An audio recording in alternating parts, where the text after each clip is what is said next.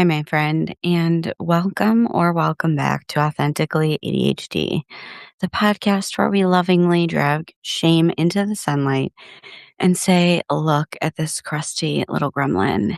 It has been running the show for much too long. I'm your host, Carmen, an early childhood special education teacher, ADHD coach, neurodiversity coach, and podcaster. And today we are talking about one of my favorite AuDHD reframes of all time. Seriously, this is one of my favorite ones. And it is this: your brain does not need more discipline. Your brain needs better ramps. Because here's the thing: most of us were raised in a world that treats struggling as a character flaw. Now, right now, I'm going to apologize for the extra noise in the back because, of course, when I have my podcast scheduled time, the neighbor is going to be mowing the lawn. So let's just continue. Hopefully my mic is good enough and it can cut out some of that background noise. I'm going to repeat the last line that I just said because I think it's important. So tune in. Are you listening? Okay, I think you're listening. So most of us were raised in a world that treats struggling as some type of character flaw. Can't start a task, you need more discipline. Can't keep a routine, you need more discipline. Can't remember the thing that was allegedly so simple, you need more discipline. Meanwhile, your brain is standing at the bottom of a staircase holding 47 invisible bags, wearing sensory sandpaper underwear, running on 3 hours of sleep with a nervous system that is screaming, absolutely not. We are not climbing Mount Doom today. And society is like, have you tried using a to-do list? Iconic, terrible, but very on brand. So today we're replacing that crusty old motivational poster version of productivity with something better, kinder, and actually more effective. Ramps, accommodations, supports, scaffolding, external structure, nervous system friendly design, whatever you want to call it. And this is not because you're weak, and it's not because you're lazy, and it's not because you need to be babysat by a laminator and a timer. Although, honestly, laminators have done more for executive function than most motivational speakers. But we are talking about ramps because a brain with different wiring deserves different access points. And when you build the right ramps, you stop wasting all your energy trying to prove that you are not struggling, and you actually can start using that energy to live. So let's begin by naming the villain: willpower. Not actually willingness, not effort, not values. I mean the cultural obsession with willpower as the answer to everything. Willpower is, again, that rusty motivational poster in the high school gym that says pain is weakness leaving the body, while your nervous system is, actively trying to file a workers' comp claim. It's the idea that if you're not doing something, it must be because you just don't care enough. And for our brains, that is often widely inaccurate. It's because a lot of times we care deeply. We care so much it becomes radioactive. We care so much that the task stops being a task and becomes a referendum on our entire identity. We're not just answering an email. We're deciding whether we're a good person, competent adult, a responsible professional, a lovable human, and whether everyone secretly hates you because you used the wrong amount of exclamation points. Casual, very chill, totally normal Tuesday. But for our brains, task difficulty is not just about how many steps something has. It's also about uncertainty, sensory discomfort, shame, transitions, working memory, boredom, urgency, and the amount of social pressure sitting on top of it. So when someone says, just do it, that's not a strategy. That's a bumper sticker with a superiority complex. Your brain does not need someone yelling from the top of the stairs, come on, it's easy. When your brain, just needs someone to ask, where is the step that keeps tripping you? This is where the ramps come in. So when I say ramp, I mean any type of support that makes accessing the task easier. It's not the destination. It's the path that lets you get there without needing to destroy yourself first.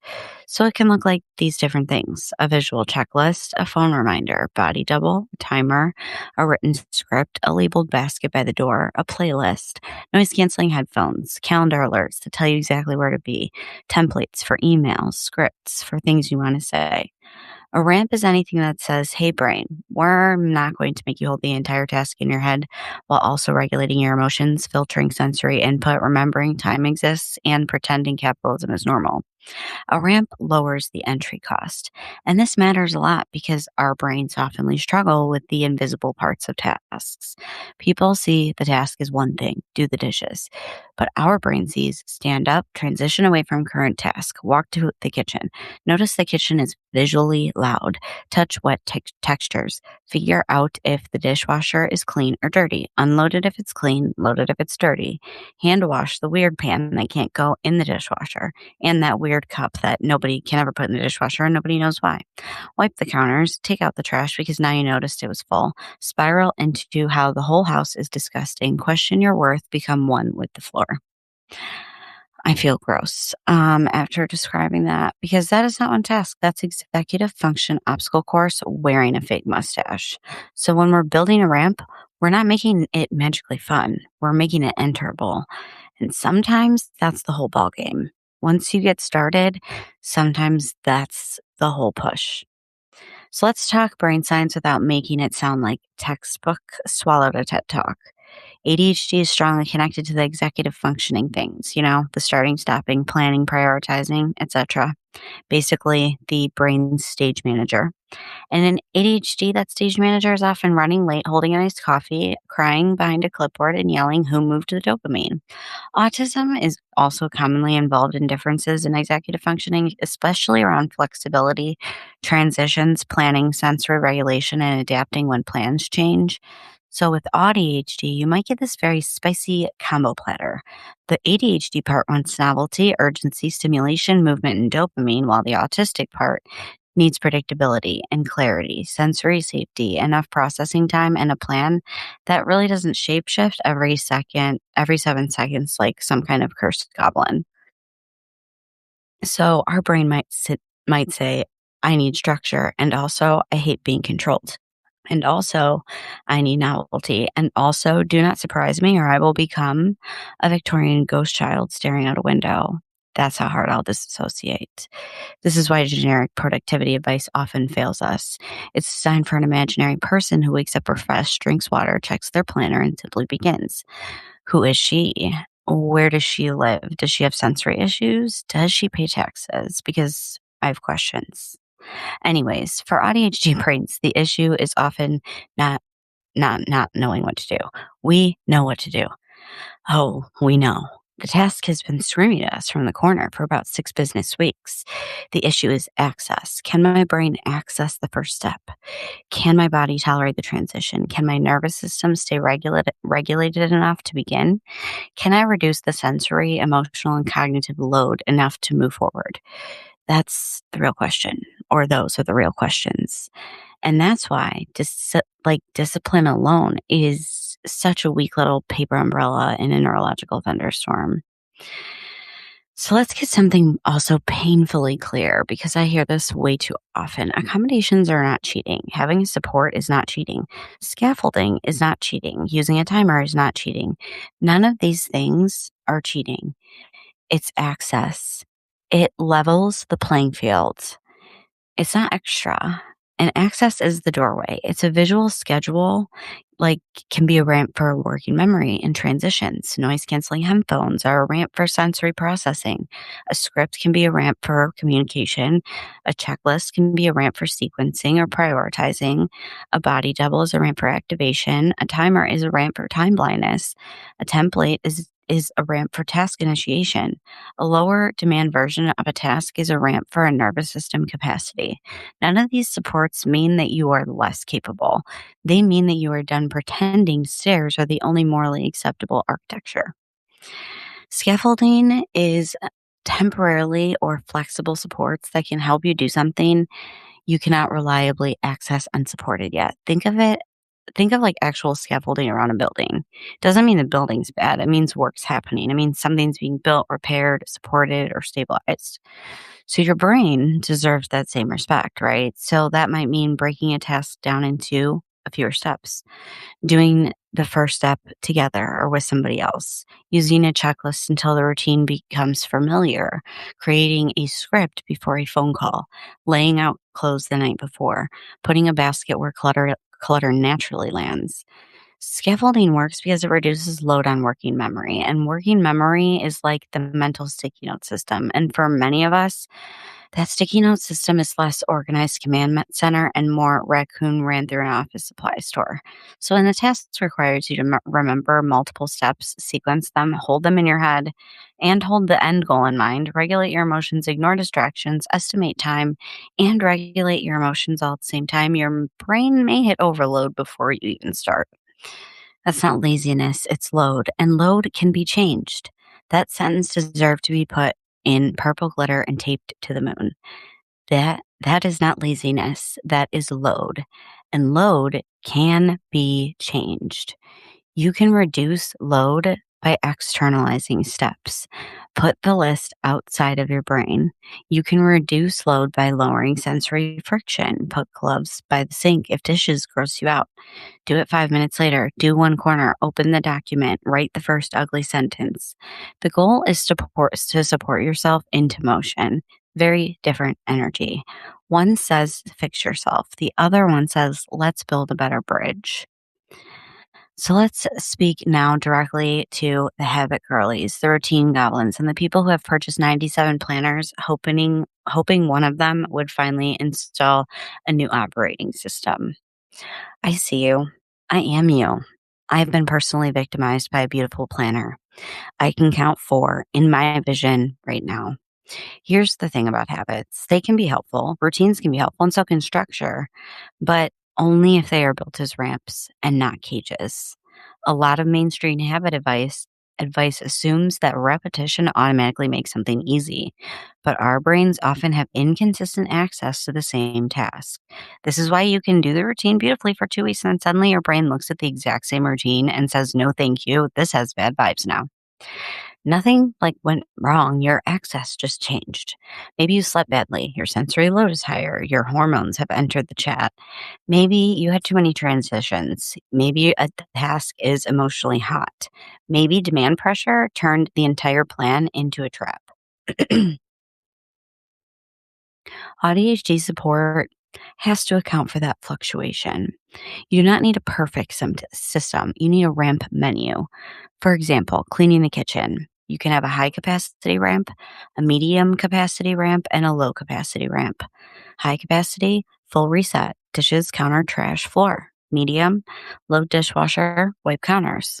And low capacity, clear one surface. Emergency one, throw away obvious trash and put one thing in the sink. That counts. Yes, it counts. I do not care what the imaginary productivity police say, okay? Sometimes the ramp is not to finish the whole task. Sometimes the ramp is just to stay connected to the task without drowning in shame. This is helping you build self-trust, and this is progress. Just want to throw in right here that on Substack, where I now release my podcasts and produce them, you can find different strategies, you can find supports, and you can find articles on different things like self-trust, like supports, and different ways to build ramps and create menus and routines. So ramps, again, often build self-trust. So one of the painful parts of being AuDHD is we're often taught to interpret support as failure. If I need a reminder, I must be irresponsible. If I need help starting, I must be lazy. That shame becomes its own barrier because now the task is not just hard, it comes with a side of identity threat. You're not just folding laundry, you're fighting every voice that ever said, why can't you just keep up? This is why the ramps matter emotionally and not just practically, because every ramp says, my needs are real. I am allowed to make this easier. I do not have to suffer before I deserve support. And that is huge because many late diagnosed AuDHD adults have spent years overriding their own signals. We learned to push through sensory distress, burnout, confusion, executive dysfunction, shutdown, and the moment our bodies said, please stop. Because the world rewarded us for performing okay while being absolutely not okay.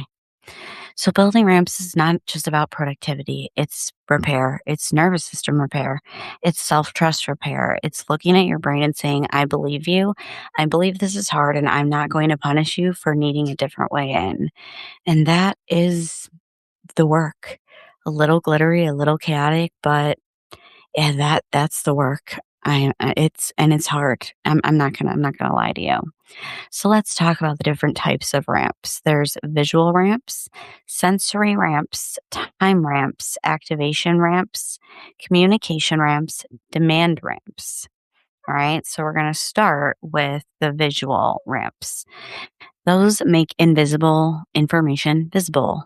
Checklists, whiteboards, sticky notes, those kinds of things.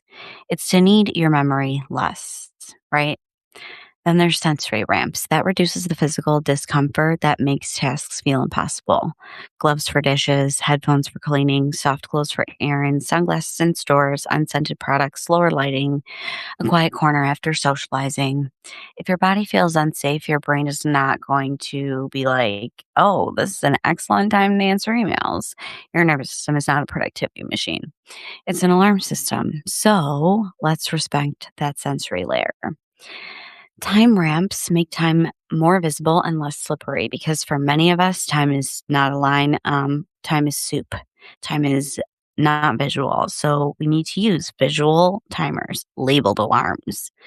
Let me just hone in on the labeled alarms for a minute. Oh, an alarm that just says alarm, that's not going to remind you to do anything. Okay. I don't care if you have to write 3 sentences in the thing in that alarm. Okay. Label it. What is it that you need to be doing at that alarm time? Okay. Countdown reminders, transition warnings, calendar alerts with travel time, and leave by alarms instead of appointment starts at alarms.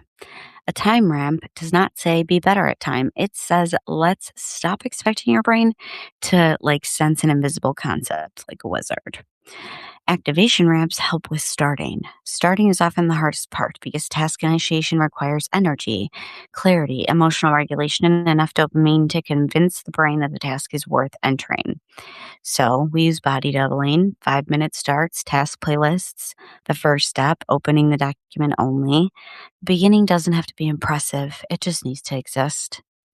Then there's communication ramps, and those reduce social uncertainty and language demand. So using scripts, templates, bullet points before a call, written instructions, email drafts, a phrase bank for like boundaries that you have. These things help with boundaries, and we love boundaries, okay? Demand ramps reduce the threat response that can come from feeling trapped, pressured, or controlled. This matters for demand sensitive, um, ADHD, PDA flavored nervous systems, autistic burnout, perfectionism, and anyone whose brain hears you have to immediately and starts chewing through drywall. So instead of I have to clean the whole room, I'm just going to make one corner easier to exist in. The words matter because the nervous system is listening, and the nervous system, it's petty.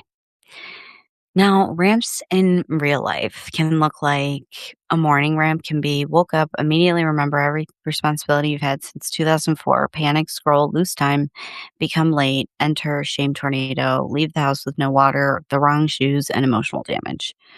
Ramp version, put your clothes out the night before, make everything visible, meds, vitamins, breakfast, your bag's already packed, your keys are in the landing strip, morning checklist already up on the wall. The alarm says what to do, not just wake up. Breakfast options are boring but available. And you have a bare minimum morning plan for those low capacity days. That's not over planning. That is accessibility. My clothes are out for tomorrow behind me right now. There's ones like cleaning ramps. So, choosing one category of the house: trash, dishes, laundry, floor, surfaces. Set a timer, use a music or podcast.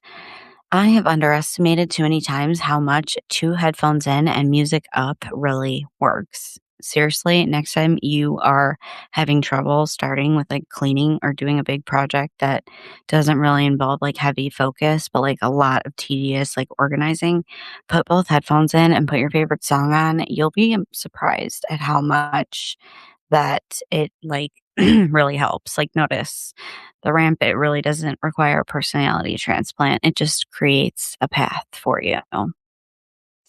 So there's a ramp test that I want to share with you because not every sport is actually a ramp. Some sports are just decorative shame machines. So here is the ramp test. Ask yourself, does this reduce memory demand? Does this reduce sensory friction? Does this reduce emotional threat? Does this make time more visible? Does this make the first step more clear? Does this give me more autonomy? Does this work on low capacity days? Does this help me recover faster if I fall off? If the answer is yes, it's probably a ramp. And if the answer is no, it might just be another system trying to bully you into becoming a new person. A good ramp does not make you feel like you have to become someone else. It helps the person you already are access the life that you're trying to build. Here are 5 tips for building better ramps. Tip number 1, stop asking, why can't I do this? Because it usually leads to shame. Instead, ask what's blocking the access. That leads to information. Is it the task unclear? Too many steps, too boring, too emotionally loaded, too sensory gross, too open-ended, etc. Name the barrier before you prescribe the support. 2, externalize everything you keep trying to remember. Your brain is not a storage unit. Please stop treating it like one. Number 3, build low capacity versions before you need them. Do not wait until you are in full goblin collapse to design the emergency plan. Do this beforehand. All of the low capacity plans, it's not failures, they're bridges. And some days that bridge is going to be the win.